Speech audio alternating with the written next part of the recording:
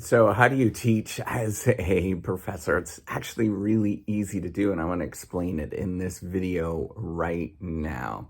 So what you need to do to teach as a professor, contact the department where you want to teach at the local university where you're at and say, I actually want to teach. I want to help out in some sort of way. Now, what they're going to look for when they're going to ask for your resume or your CV, CV is a fancy term for resume in academic speak, but they're going to look for that, and then you have to provide that. Now, a lot of universities are looking for what are called adjunct professors or teaching professors, and these folks just fill in the roles of that are missing at the university. Now, you're not going to get paid that much. That's the problem. Most of those positions are not that much in terms of how much you're actually going to get paid. It might be anywhere between $4,000 to $10,000 per course. Now you're thinking like, hey, that's just one course and I could teach a bunch of them. No. It takes a lot of work to do that. And it actually is very time consuming to get these things going. So yes, you can teach a lot by maybe teaching 3 or 4 courses every single semester or 5 courses a semester, and you could do well, but you're going to be teaching all the time and it's going to be very time consuming. Now, here's the thing. If you are thinking of doing this means that you're actually not a true professor, unfortunately. The only way that you can become a true quote unquote professor at a university is go through the tenure track process. And what does that mean? The tenure track process is that you're on a permanent contract once you get tenure at a university. This is pretty universal at most universities around the world. And what you can do at that moment when you get tenure allows you to be a permanent employee at that particular institution. Now, how do you actually get that tenure track position? How do you go about that? You actually need to get a PhD. And then from there, it's not just about the PhD. That's what people sort of mistaken. It's really about the research that you're actually doing, and you get hired not for your teaching. Nobody cares. Some teaching universities, and you know what those teaching universities are, they're not as highly ranked unless, there's a couple that are very highly ranked. Harvard is one of them, but most universities that are in the teaching track, they're not highly ranked in any sort of way. But, the ones that you would know about and everybody talks about, that if you're a professor at those particular institutions, you're actually a researcher. That's almost universal across all programs, across all universities that you've ever heard of. It's all going to be the research track where people are doing research and they get hired not for their teaching abilities. Unfortunately, they're getting hired for the research abilities, for them investigating things. Now, you might be thinking like, oh, these are researchers, they don't know how to teach. And that's not true.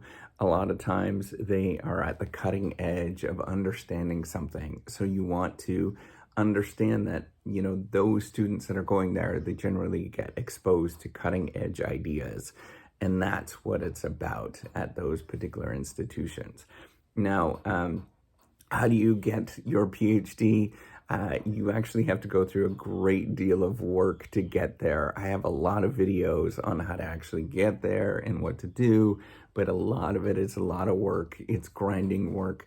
And how do you get to become a tenure track position at, say, Berkeley or, University of Waterloo or wherever, like whatever institution you've ever heard of.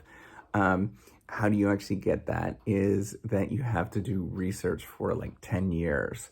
Unfortunately, some people get into it very quickly, and those are very rare, very unusual circumstances to get into that. Normally, those folks that get into a research university that you've heard of, they went to a top university already, and so there's this pecking order that happens in the university system.